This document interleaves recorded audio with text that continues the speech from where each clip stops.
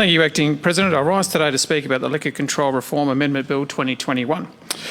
It would be remiss of me to not start this debate by talking about the tragic effects that alcohol has on our community. Its impact is greater than any other drug, probably because it's so accessible. The power that alcohol companies wield over our governments, Labor and Liberal alike, is frankly a blight on Victoria's decision-making capability and has clouded the achievements successive governments could have had with reform in this space. I spoke in this place in late June when my motion on scram can bracelets was being debated. In that debate, I spoke extensively on the types of alternative approaches our justice system can take to respond to recidivist alcohol and other drug offenders. I acknowledge that today we aren't talking about alcohol-driven criminals, but my sentiments remain. There are some people that have proven time and time again that they shouldn't have the right to drink. What I'm about to contribute may seem a little anti-alcohol, but I assure you that I love a beer and a wine just like the next person. But I know that there are others that don't know just how to have one or two beers or one or two wines. For those who might criticise my stance today and think we need competition and we need businesses to grow, I remind you that alcohol licences have outstripped population growth for decades. Whilst population grew by less than 9.5% in the last 5 years, liquor outlets grew by 17%. They're flooding the market. Clearly, there is plenty of booze around. A quick search of the VCGLR website will tell you that currently there are 24,719 liquor licences operating. Wow. Let me continue by speaking about a man called Jimmy. Jimmy supplies alcohol. In fact, Jimmy brings it to your doorstep in 30 minutes, ice cold. When you log onto Jimmy's website, he tells you the earliest time he can deliver your order. When I logged on, he told me he could be there by 11 a.m. This was under 30 minutes. Spirits, beers, wines, whatever I needed, and beyond that amount I could possibly desire. I could send the alcohol to myself, or I could send it to someone else. They just needed to show ID. Jimmy also told me that every time an Aussie won gold at the Olympics, he'd give me 10% off my order if I spent more than $60. Bargain. Sadly, as many of this place may be aware, there was a death of a man in Sydney after the alcohol delivery service Jimmy Brings delivered 3 bottles of wine to his home almost every day in the weeks before he died. I do welcome the news that the New South Wales alcohol regulator is now apparently investigating Jimmy Brings. The man apparently spent $24,000 with Jimmy Brings on almost 300 orders in the 3 years before his death. I commend the code of conduct many same-day delivery groups have voluntarily adopted. However, I also don't think Jimmy knows the damage he has potential to inflict. And that is why this bill is so important. It is regulating an industry that until now has been allowed to basically do whatever it has wanted. Just before I dive into the bill itself, we must be clear about the impacts of alcohol as a result of this pandemic. This is because there are elements within the bill that continue the status quo that was established last year through an omnibus bill. This includes the ability for home delivery of alcohol with a meal from a cafe or restaurant. A new study by Turning Point, analysing Ambulance Victoria's data, has made it very clear of the impacts of alcohol during COVID. The Age reported on August 3rd that the proportion of alcohol-related call-outs to the home as opposed to outside the home jumped from 60 to 81% from the start of the pandemic to the end of the state's protracted lockdown last year. This isn't too surprising given we couldn't leave home for most of the time to enjoy a drink, but still worrying given this is dangerous drinking behaviour where you need AMBOs to help you. Interestingly, Ambulance Victoria were tending to a different cohort.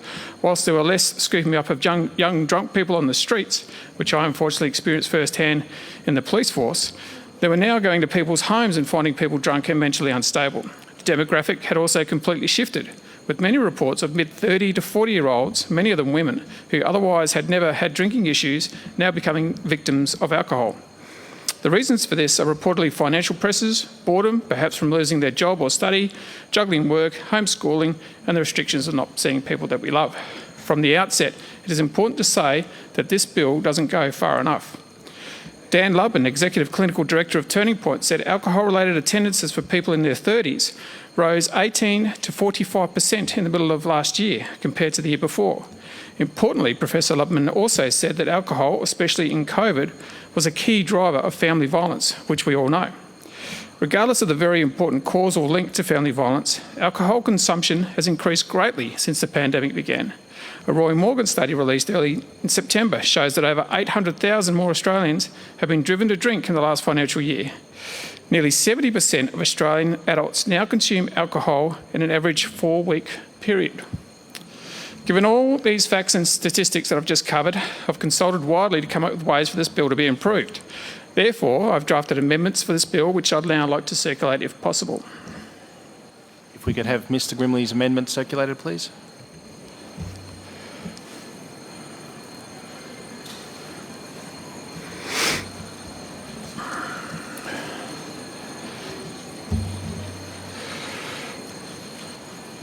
Mr Grimley, if you'd like to continue. Thanks, Acting President. These amendments have come about as although our party welcomes the changes brought by the government, we don't think it has enough protections within it. I will speak about these amendments later on in the committee stage. That leads me to where this bill has come from. This bill comes from Recommendation 93 of the Royal Commission into Family Violence, which was handed down 5 years ago. Family violence advocates, academics and many other industry groups will tell you that this bill actually does little in terms of reducing family violence. Recommendation 93 states, and I quote, "The Victorian Government are to ensure that the terms of reference of the current review of the Liquor Control Reform Act consider family violence and alcohol-related harms," unquote. Apart from the definition of harm that is amended in this bill, can the government explain where this bill addresses the actual involvement of alcohol in family violence? I concede that disallowing same-day delivery for intoxicated persons will go some way, but there are several flaws with how this element of the legislation will even be implemented. Firstly, you're not mandating training for delivery people to know what intoxication is. How will they know what signs to look for? What happens when aggressive intoxicated people pressure delivery persons to leave the alcohol? How will this be policed? When we apparently have less than 30 compliance officers to cover over 10,000 home delivery licences? Secondly, Victoria currently has a penalty for licensees that serve alcohol to intoxicated persons, but I query how this will be enforced. In 2016, 13,000 people were fined for being intoxicated in a licensed venue, yet no licensees were fined for supplying the liquor to these people. This is despite serving alcohol to intoxicated people being clearly unlawful. So there are two issues to overcome: finding and identifying someone who has become more intoxicated through same-day delivery, and also fining the licensees for doing so. Thirdly, the current definition of intoxicated is unclear and puzzling at best, and this government bill clearly isn't going to change that. If the government don't know how to define the term, how are licensees supposed to guide their contractors on how to identify this behaviour? And how are delivery persons themselves supposed to identify this behaviour? Lastly, there is no opt-out or self-exclusion mechanism. Those who are seeking counselling or behaviour interventions for family violence, and perhaps even victims of family violence as well, may want to exclude themselves or be on a banned register for these tempting apps. Courts may also wish to enforce their sobriety orders through these apps to reduce the likelihood of breaking the order, but nowhere to be seen in this bill is a self-exclusion option. The evidence clearly tells us alcohol increases the frequency and severity of family violence. It's involved in a quarter of police attendances to family violence episodes, according to this year's CSA data. This is why Recommendation 93, arguably the only Royal Commission recommendation that points to alcohol or other drugs' involvement in family violence, is so important. And I honestly think that the government has missed a huge opportunity here and instead are playing to influential alcohol companies, which is really disappointing. Here's another example on how the bill could have been strengthened. The evidence is clear. The more retail liquor outlets you have in an area, the higher family violence prevalence is. Dr. Michael Livingston, Professor Peter Miller and Professor Tanya Chikritsis are names synonymous with alcohol research. They suggest in respective works that if you reduce or monitor the density of new retail liquor outlets, you will reduce family violence. Livingston's article, A Longitudinal Analysis of Alcohol Outlet Density and Domestic Violence in 2011, is absolutely worth reading for anyone interested in this area. It's not a new exercise either. Western Australia has a law that the government can't issue a licence for a large packaged liquor outlet, one that is over 400 square metres, within 5 kilometres of an existing outlet in a metropolitan area or 12 kilometres in a regional area. This is practical and goes to my earlier point about liquor licences outnumbering population growth by about 50%. The Victorian Government has not even touched on reforming outlet density at all, except for including community impact assessments.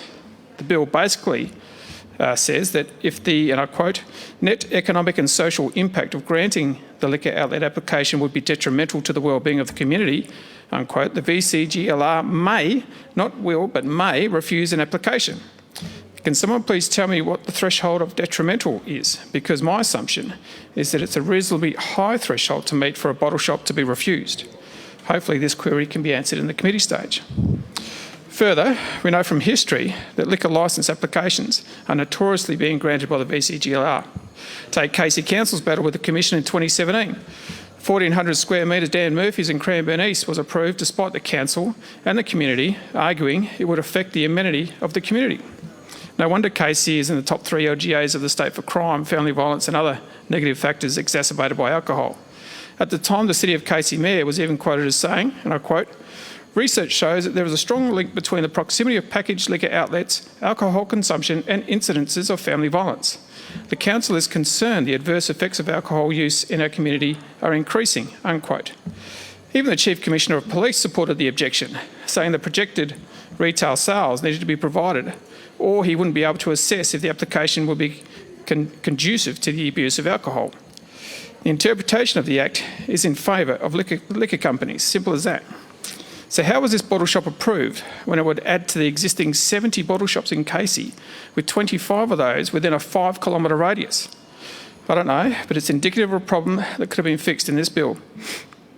In the words of a report commissioned by the Foundation for Alcohol Research and Education, the Casey example, and I quote, "has had potentially chilling effect on local governments attempting to refuse or object to new packaged liquor licences in the future," unquote. In effect, they're saying councils are not opposing liquor applications because they know their concerns won't be heard. I do, however, thank the government for their work to provide for the community impact assessments. I don't hold my breath, though, that the councils and community members will have the opportunity to provide counter-arguments or to object to the untruths in the CIAs provided by liquor companies. I say this because my office has spoken to councils who have dealt with the same issue in gaming. Why would alcohol be any different? Lastly, on councils, as the MOV stated in their submission to the Liquor Review in 2016, and I quote, "Local government is a key stakeholder in both planning and in responding to referred liquor licence applications," unquote. And so I was disappointed to learn councils themselves had not been consulted on this bill. Not least councils with high family violence and alcohol-related harm rates, like Casey or Geelong. Consultation with the MAV only went as far as their submission, but as far as I'm aware, there was no exposure draft for their review, including of the significant changes in the venue's licence hours and same-day delivery. After all, this review of the Act was supposed to be about minimising harm in domestic violence, not about making alcohol more accessible. Alcohol companies are notorious for targeting areas already struggling. Deakin University's submission to the Liquor Control Review stated, and I quote, "Alcohol outlets tend to flourish in areas of socio-economic disadvantage."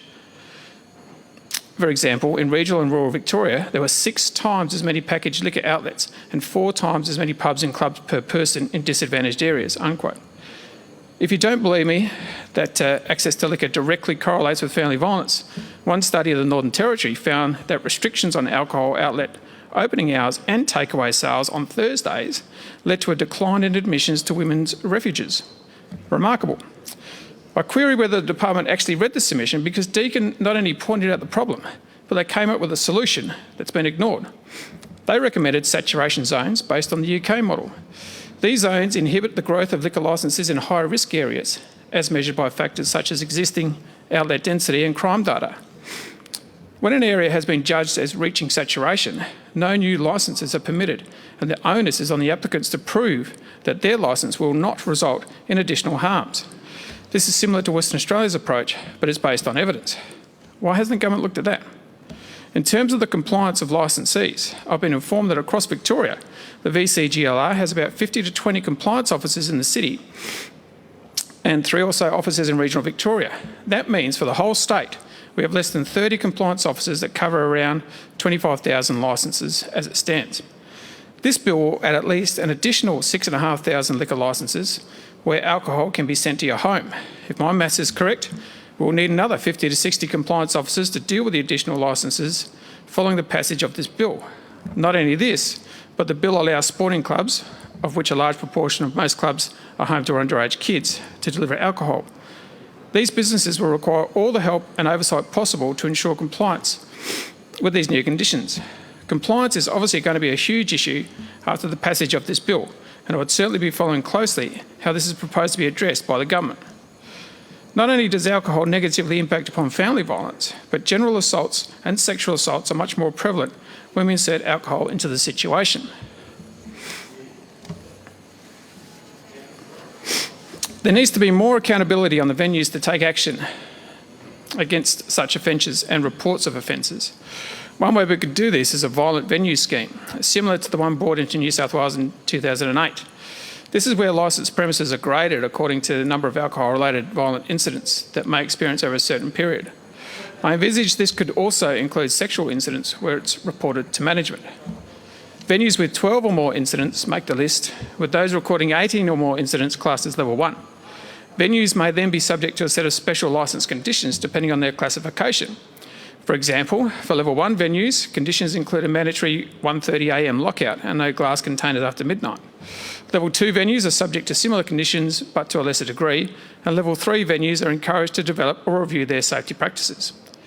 Evaluations observed by Deakin University show that naming violent venues is associated with significant declines in assaults in and around licensed venues across New South Wales and improved licensee behaviour.